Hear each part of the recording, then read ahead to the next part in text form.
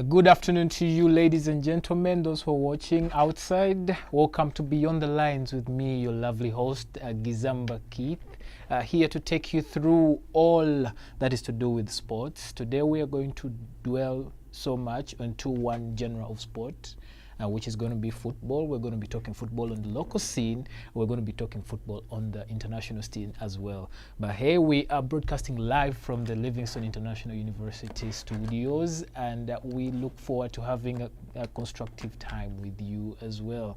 So today we have a lot we're going to talk about when it comes to the field of football.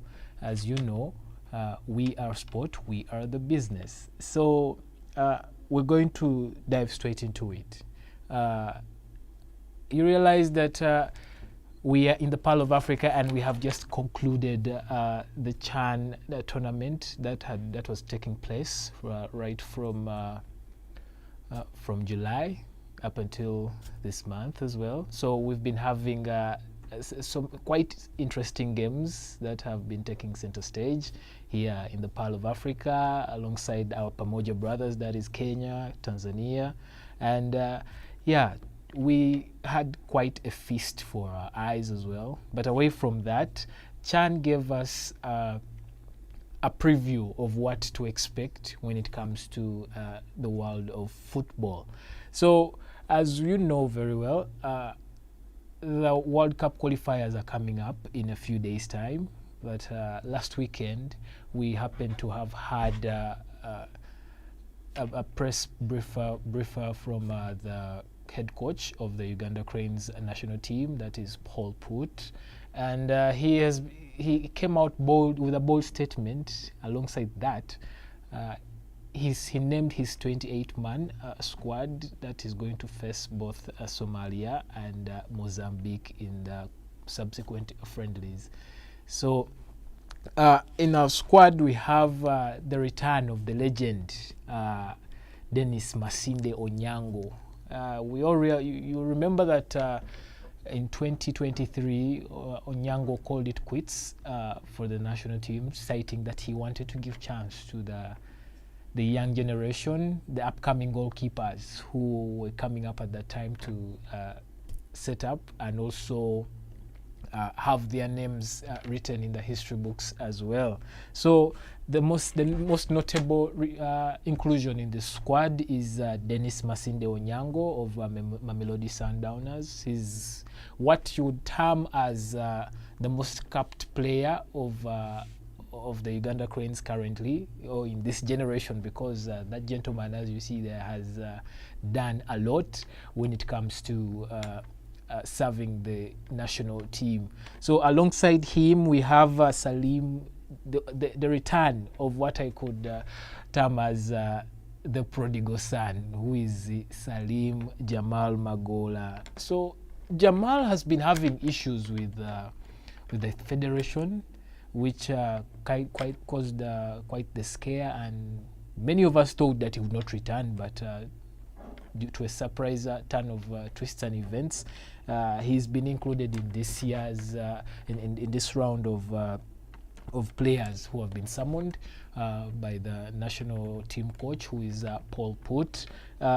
Alongside him, we have Nafiana Lyons, who plays his trade in Ethiopian side, that is Defense Forces. Nafian was formerly of URA, a football club, but since then departed and now plays in Ethiopia. We have the inclusion of the man himself, Joel Mutakuba. So Joel Mutakuba has been featured in, actually he featured in this CHAN tournament, this just concluded CHAN tournament that's ending today with the final in Kenya. He has been the goalkeeper whom you've been seeing in goal for the Uganda Cranes. So Joel Mutakuba has earned his place on Paul Put's squad. So when we go to the defenders, you're going to realize that some of the faces here have not been included as well. The ones that we know very well. So we have the likes of Bevis Mugabe, who has not been included in this squad again, and Isaac Muleme as well. But of course, the defenders who've been summoned by Paul Put, we have Elvis Bomono, who plays straight in Iceland. We have the inclusion of a newcomer, that's how I could term him, that is Herbert Bokan, who plays in Germany as well. Then we have Elio Caprodossi. Of course, Elio Caprodossi, most of us saw him at the beginning of this year when we were playing the Gambia, the gentleman who captained the side. Alongside them, there is Roger Storach. Now, Roger Storach is a notable name in this squad inclusion because he's had quite a year for himself as a Vipers Sports Club defender as well. Someone who has captained the national team as well. He's had quite the year as well for himself, and alongside his partner Hilary Mukundani as well. So the Vipers duo has been included in Paul Put's squad as well. We have the inclusion of Toby Sadiq as well, who plays straight in England, and we have Aziz Kayondo as well, alongside Jordan Obita, who play for their traits in Czech Republic and Scotland respectively. Then of course we have Herbert Achai and Gavin Kizito Mugweri, the KCCA duo, who have been playing their football here in Uganda. So those are the defenders we're having for this World Cup qualifiers. And then when we go to the midfielders, of course, you realize that we have the tall man, Sechiganda Ronald. Of course, you remember that Sechiganda featured for SC Villa last season, but since January has parted ways and now plays his straight for APR. That is Rwanda Police in Rwanda.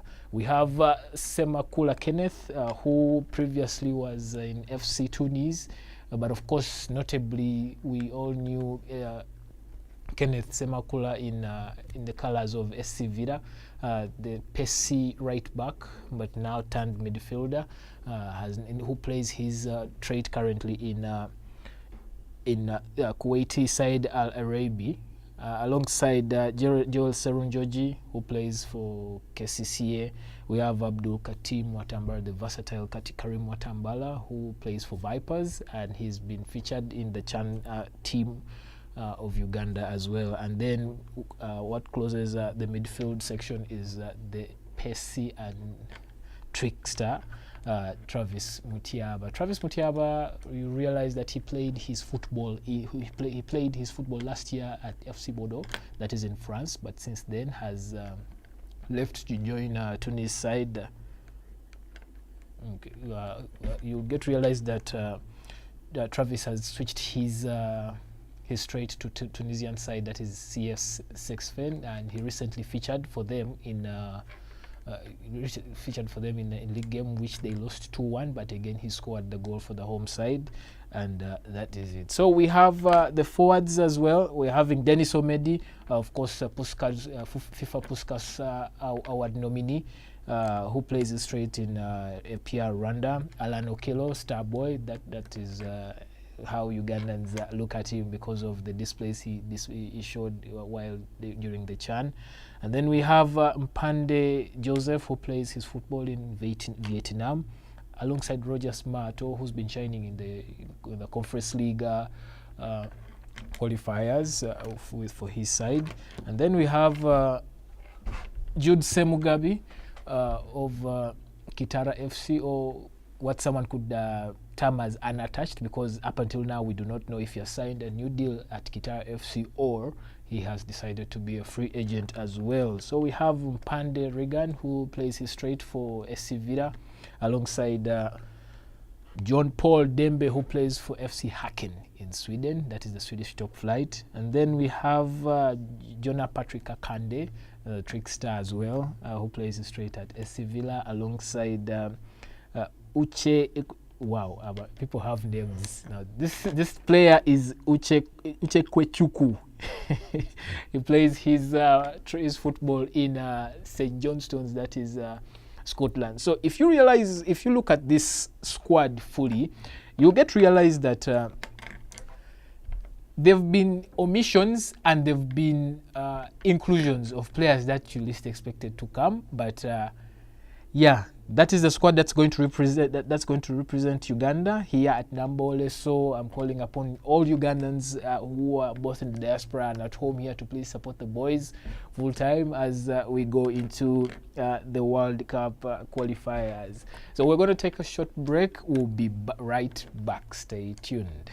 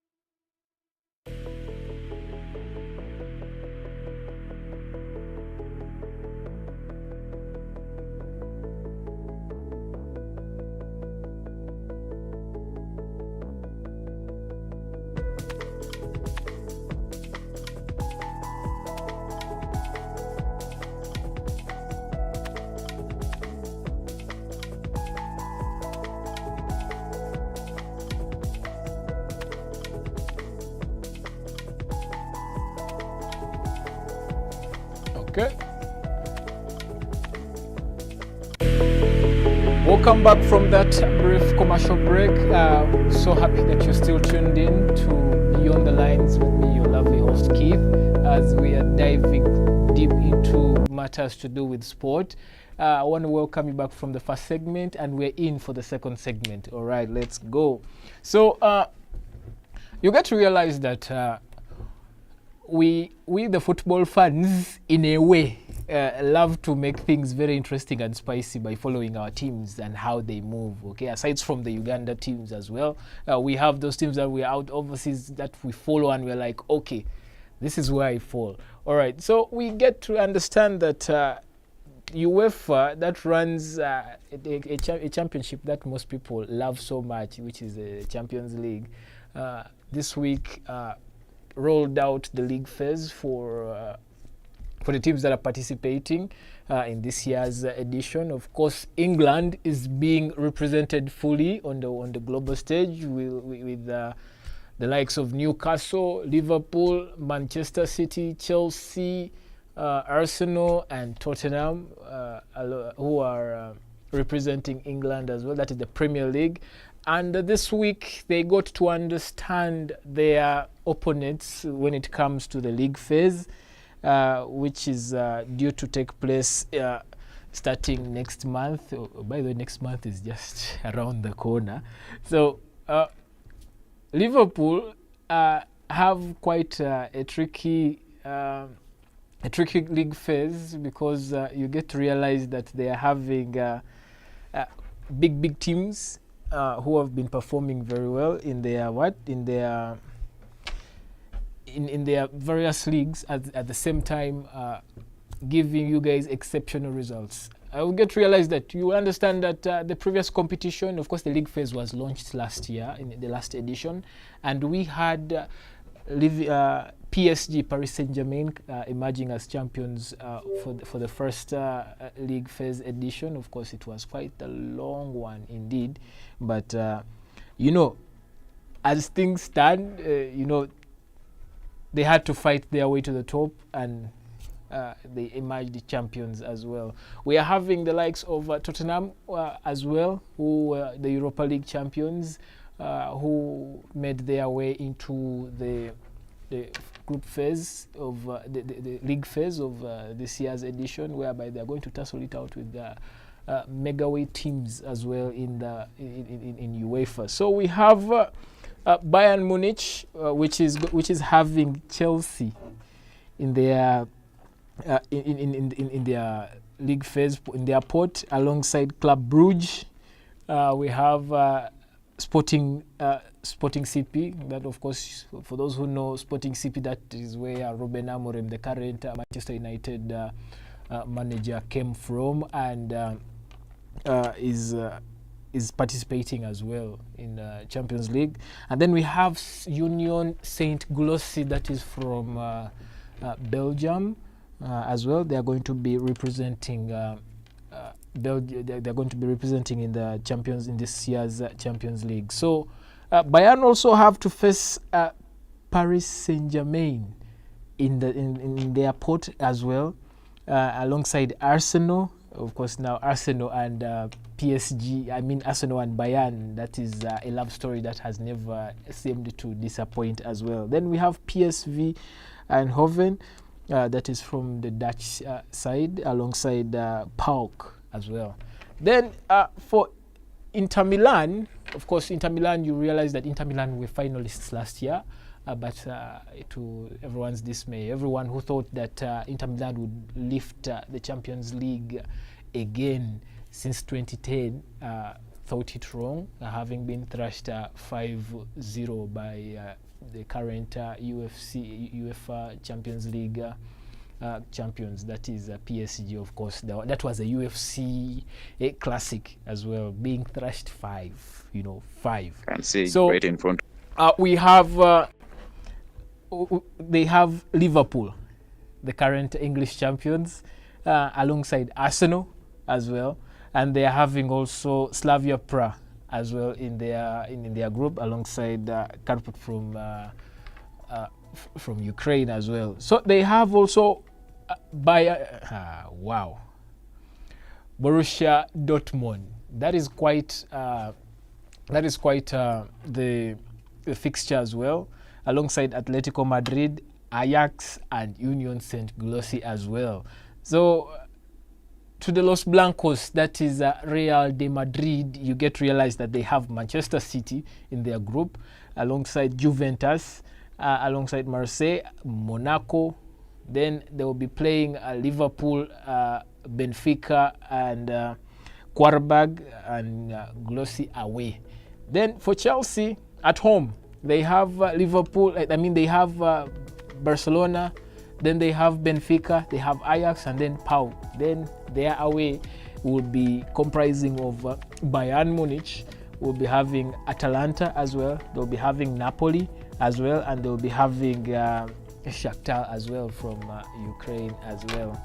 Then Liverpool, they have what I can describe as a group of death in a way, because you get to realize that the teams that are here are so talented, because you're having Real Madrid playing they'll be hosting Real Madrid. They'll be hosting both Madrid teams, both Atletico and Real Madrid. Then they'll be hosting PSV Eindhoven. Those are the Dutch champions, the current Dutch champions. And then we have Shakhtar as well. Then away they will be playing Inter Milan. Oh wow, Inter Milan. And then the Red Eagles, that is anyway Frankfurt. And then they'll be having Marseille, and then they'll be having Galatasaray from Turkey, the Turkish champions currently. Then for Barcelona, they have at home, they have PSG. We've taken long without seeing quite a classic as well. Then they will have Frankfurt, and then they will be having FC Copenhagen. Those are the Danish champions. And then they will be having Quarberg as well, or what someone would call as Olympiakos. Those are the Greece champions. And then away they will be playing at the Stamford Bridge. That is Chelsea. And then they will be playing Club Brugge as well, and then they will be playing Slavia Prague in their group as well, and then they will be playing Newcastle United as well. So that means in England they have two trips, they have 2 dates with 2 English heavyweights, that is Chelsea and Newcastle. Then for the Blues, the Sky Blues, that is Manchester City, you get to realize that at home they will be playing Borussia Dortmund. Then they'll be playing Bayern Leverkusen, that is Erik ten Hag's Bayern Leverkusen. And then they'll be playing Napoli as well. That will be at the Stadio Diego Maradona in Italy. And then they'll be playing Galatasaray, who are the Turkish champions. That is Victor Osimhen's Galatasaray as well. Then for their away, they will be having a tricky one, honestly, because they will be playing Real de Madrid, they will be playing Villarreal, they will be playing Bordeaux and Glimt, and then they will also be playing AFC Monaco. Now, for the Parisians, who are the current UEFA Champions League winners, or the holders of the trophy, we have for their home tie, they will be having the likes of Bayern Munich. That is a classic, of course. You realize that last season they met in the quarterfinals, but then actually the semi-finals, because and then PSG came out victorious as well in the 2 legs, and then they will be versing Atalanta, that is from Italy, and then they will be playing the backdoor entrance, that is Tottenham Hotspurs, the current UEFA Europa League champions. And then they will have a trip to Newcastle United. That means they have two dates with 2 English giants in the names of Tottenham and Newcastle United. Then for their away, they will be playing Barcelona, and they will be playing Bayer Leverkusen in the Bayer Arena in Germany. Then they will be versing Sporting CP as well, former Ruben Amorim's team. And then they have a date with Nico Williams, the William brothers, that is Athletic Club, or what someone would term as Athletic Bilbao, a team that faced Manchester United in the last year's semi-final edition of the UEFA Europa League as well. So it's quite challenging for these heavyweights, because you realize that the odds are now high. Because now, by the time you've been given such a draw, you must be preparing. Okay, so this is where your signings are going to have to make it count. The money that you have invested, everything that you have put in as a club, it has to be counted on this. So I'm going to take you through again the teams that are going to be playing. So we're going to be starting again with Liverpool. We are having Liverpool playing Real Madrid at home, Inter Milan away, Atletico Madrid at home, Frankfurt away, PSV at home, Marseille away, and will be playing Karabag at home, and then their final away activity will be against Galatasaray. Though the next one is going to be Chelsea, who will be opening their campaign against a UEFA proven team that is in the names of FC Barcelona at home, and then they will be playing Bayern Munich away, and then they will be playing Benfica at home, and then they'll be playing Atalanta away. Then comes Ajax at home. Then for their away trip, they'll be going to Italy to face Napoli, and then at home they'll be playing Pavs, and then close their UEFA Champions League league phase debut with Quarterback. Then for Manchester City, it will be Dortmund at home, Real Madrid away, Leverkusen at home, Villarreal away, Napoli at home, Bodo and Glimt away, Galatasaray at home, and then they close it with Monaco away. Next one is going to be PSG, where they will be opening their defense against Bayern Munich at home, and then Barcelona away, Atalanta at home, Spurs away, Bayer Leverkusen away, Spurs at home, Sporting CP away, Newcastle at home, Athletic Club away. And then for Inter Milan, who are last year's finalists, they'll open their campaign against Liverpool at home. They'll be having Dortmund away. Arsenal will be in the mix at home. They'll be traveling to the San Siro, and then they will be versing Atletico Madrid away, Slavia Prague at home, Ajax away, and then Kirat Amadi at home, and then close their league phase against Union SG. So it is it's going to be quite a campaign when it comes to UEFA Champions League, because the so-called underdogs always end up trampling on the so-called superpowers. So we wait and see. The Champions League begins in September, and September is not far; it's near. So go on, support your teams, and make sure you are there full time. Okay. Away from the Champions League, we are going to dive into the match day 3 of the Barclays Premier League, because you get to realize that we are already in the football season, and the season has already begun. We are already 2 match weeks off. Of course, we had surprising performances from the newly promoted, and we've had some devastating performances from some teams as well, but all in all, football remains football. So we'll wait and see what it has to offer, honestly. So we are in match week 3, and we have quite the lineup for you as well, because all the teams are in action. But what the highlight for this weekend's action is the match between Liverpool and Arsenal at the Anfield. You got to realize that these two teams have been having a love-hate relationship. Today, this one will win. Tomorrow, the other one is winning. You get to realize that last season, Arsenal fell to the ground when it came to Liverpool FC in the Premier League, and they lost both ties. But then we wait and see. So my question to you, our lovely viewers, is who do you see taking this tie this weekend? Is it Liverpool? Is it Arsenal?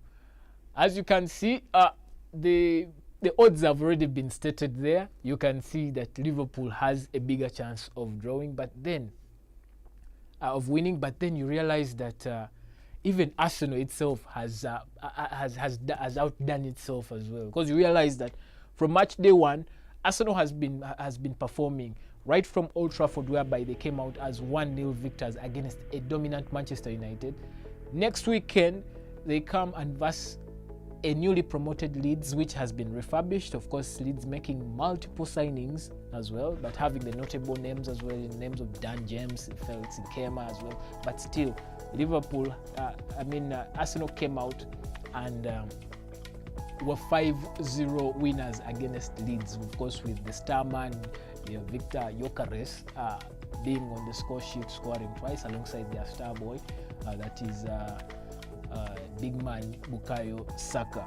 But then Liverpool also hasn't rested as well, because you realize that Liverpool has been having an extraordinary campaign when it came to Ancelot's boys. You don't realize that they've not done bad in the transfer business, of course, with the inclusions of Florian Wirtz, a playmaker from Bayern Leverkusen, a proven one for that matter, because if you were to look at his stats when he was still in Germany, you get to realize that this boy is performing way expectedly, out of exception, because you realize he's just a 22-year-old, but he's doing what a 25, 26-year-old is supposed to be doing.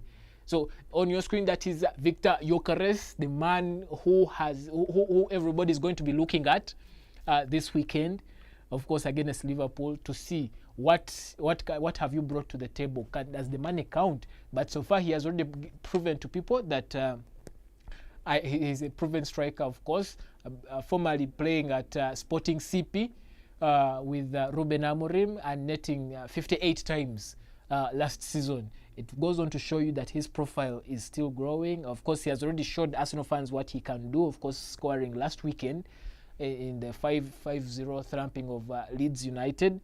That is the star man there on your screens. He already has 2 goals on the way, so we don't know.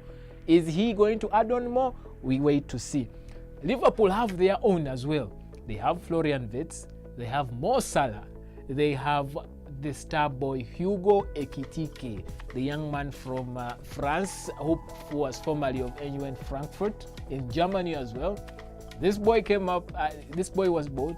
We realized that he had so many suitors when it came to when it came to the Premier League, because you realize Newcastle was on his neck, Manchester United was on his neck, Frankfurt was on his neck, Real Madrid was. Everybody wanted this boy, but he chose his destination, that is Liverpool, and he has already proven, of course, scoring against Bournemouth in their opening fixture, that is the 4-2 victory at Anfield, and then also being the star boy at the 3-2 victory at St. James Park against Newcastle United as well. So all these sides head to head, they may not be evenly matched, but we are in for quite a good test of football. Of course, everybody will say that Liverpool is going to win, but then Arsenal has something in store for them, but we do not know. Liverpool may be having something in their store, but we do not know. We wait and see. Otherwise, I encourage everyone. Yeah, that is Hugo Ekitike for you, the 22-year-old striker. Wow, Premier League nowadays, it's more of young people taking over, because you realize that this young man here has already proven himself, actually. Okay, even earning himself a call on the French national team for the upcoming friendlies as well. So we wait and see what he can offer to Liverpool supporters generally. But he's an exciting prospect, and we hope he can succeed as well. So my question to you is, who do you think will come on top? Is it Liverpool or is it Arsenal? We go ahead already. We are into match day 3, and Chelsea is taking on Fulham already, whereby they're already 2-0 up already in the 84th minute. So it may sound like it's already a done deal for them. But again, I think the acquisition of that young man, Alejandro Garnacho, the Argentine prospect, the Ronaldo fan, yes, I might have boosted their hope, their confidence there by leading Fulham currently. So yeah, as you can see, Manchester United and Chelsea came out and agreed a deal worth 40 million euros that would see Alejandro Garnacho trade his Manchester United lifestyle to come to London and don the Blues jersey. You get to realize that Chelsea, who are the current Club World Cup champions, have been having quite a busy summer. They've already had exits all over the club. Of course, with the notable names, we're having Renato Viega, we're having Nkunku. Of course, that is the current result. As you can see, Chelsea is leading Fulham. That is what we call a London derby, because those are both London teams as well. So you get to realize that they're already leading 2-0. So like I was saying, they've had notable exits this transfer window. They have Nkunku, who has since departed to AC Milan. They've had Nicholas Jackson, who is about to seal a loan move to Bayern Munich, the Bavarians, the current German Bundesliga champions. And then they have Renato Viega.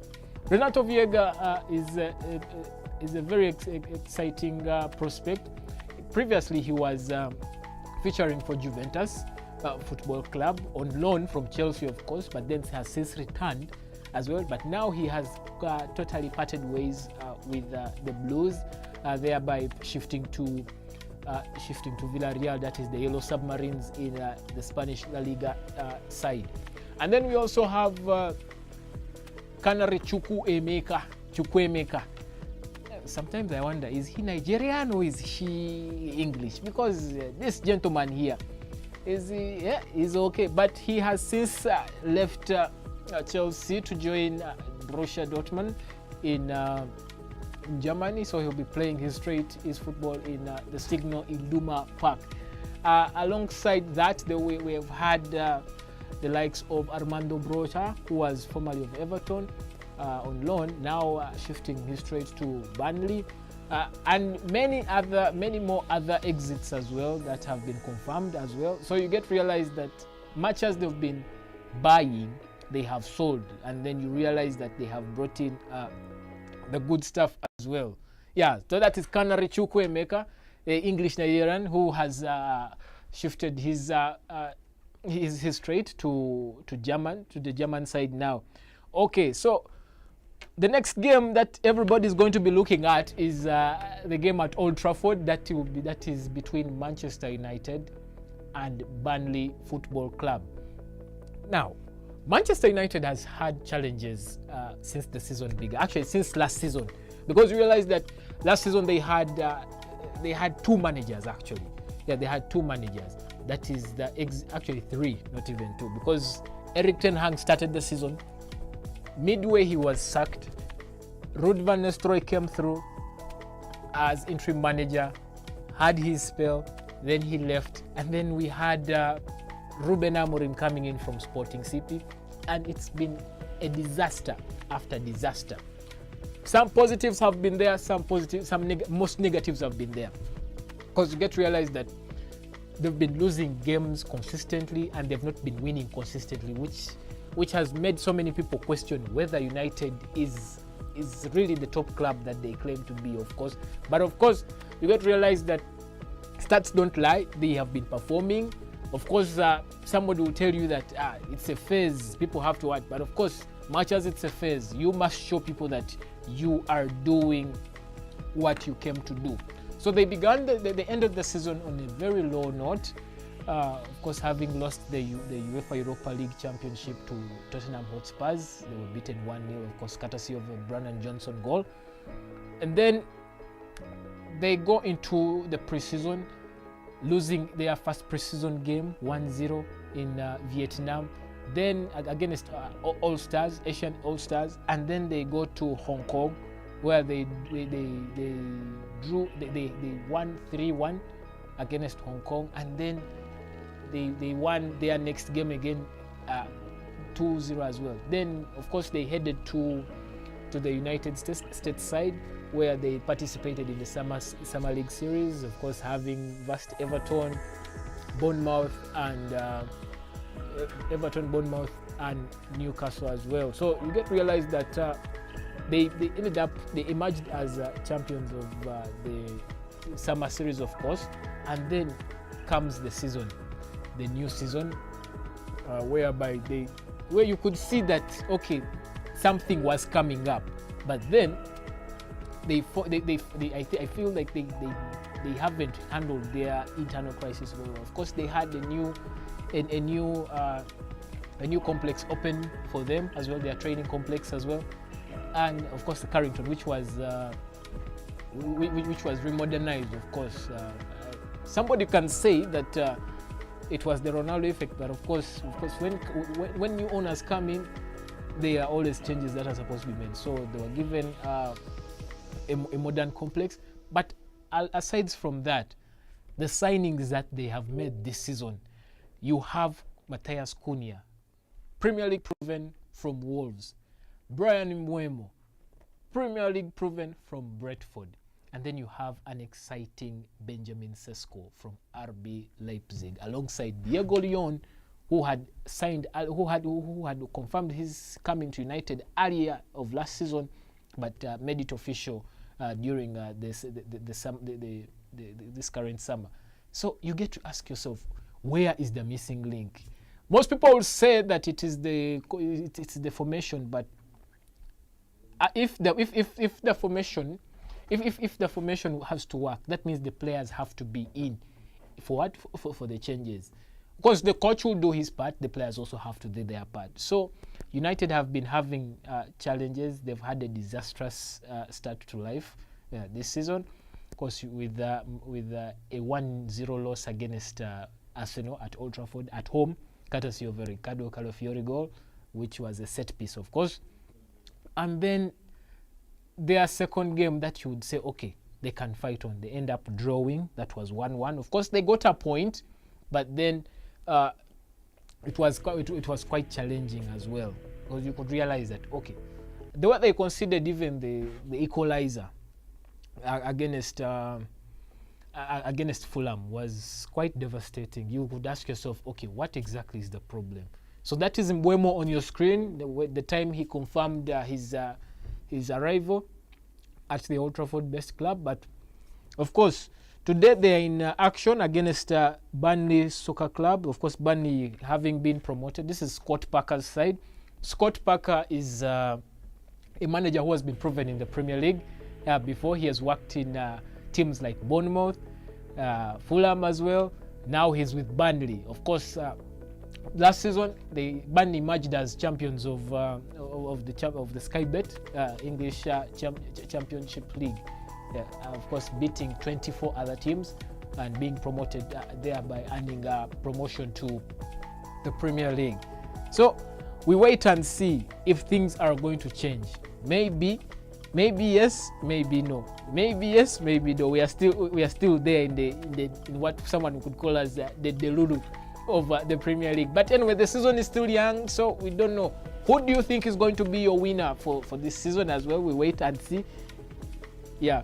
So, excuse me. We have Sunderland taking on Brentford. Then we're having Spurs taking on Bournemouth. And then we have Wolves taking on Everton. And Leeds taking on Newcastle as well. So we wait and see who's going to emerge victorious, who's going to lose out today in this match day 3. But all in all, football is back. Let's support our teams. Let's have fun. I have been your host for Beyond the Lines, and I look forward to seeing you again next week as we go beyond the lines of football. I have been your lovely host. Thank you so much. Thank you to our lovely and amazing production crew who are behind the set. We look forward to bringing more to your screens and see you. Shalom and goodbye.